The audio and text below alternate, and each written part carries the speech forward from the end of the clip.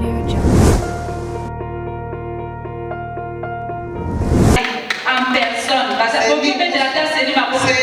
La Fondation internationale pour les systèmes électoraux a fait son sigle, en partenariat avec la Commission électorale nationale indépendante CENI, a ouvert ce jeudi 26 septembre 2024 en Mbuji-Mayi une session de 3 jours basée sur les échanges sur les leçons apprises du processus électoral 2023.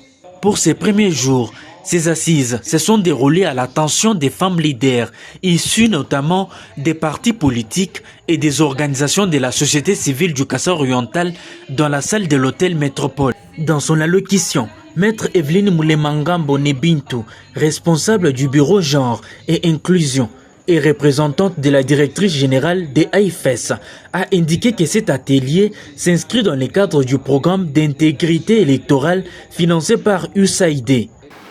en République démocratique du Congo, AIFES en sigle met en œuvre le projet d'intégrité électorale qui vise à renforcer l'inclusion des jeunes, des femmes, de tous les groupes sous-représentés tels que indiqués, ainsi que les peuples autochtones pygmées dans les processus électoraux. Des recommandations sont attendues à l'issue de ces échanges qui visent à améliorer les processus électoraux en 2028. Au cours de son intervention basée sur la lecture de la CENI sur la prise en compte du genre et l'inclusion dans les processus électoraux 2023, Sylvain Fournier, représentant du secrétaire exécutif de la CENI Kasaï-Oriental, a souligné un faible taux de réussite de la femme au récent scrutin, malgré les avantages accordés au genre dans certaines dispositions de la loi électorale. Il y a l'article 13 de la loi électorale et les articles 30 et 31 des mesures d'application de la loi électorale qui favorisaient la participation de la femme au processus électoral.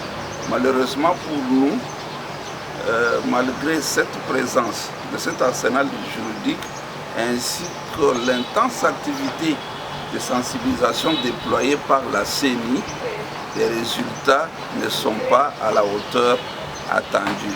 De son côté, Rose Mbouyi, présidente de la société civile Force Vive du Kasaï-Oriental, a dans son intervention évoqué les mariages culturels et sociaux comme un des obstacles à l'inclusion et à la participation. Beaucoup de femmes au Kasaï-Oriental sont encore perçues comme des figures secondaires dans les sphères politiques. Par rapport à ces obstacles, nous remarquons également les violences et les intimidations. Les femmes candidates font souvent face à des menaces et à des actes de violence, ce qui dissuade leur engagement politique. Par rapport aux obstacles toujours, nous constatons que les femmes manquent de ressources et de formation. Cette journée s'est clôturée par la lecture des recommandations faites par les participants après les travaux en groupe. Ensemble avec AIFES Balobi, tout ça, ça veut la maman, tout solo.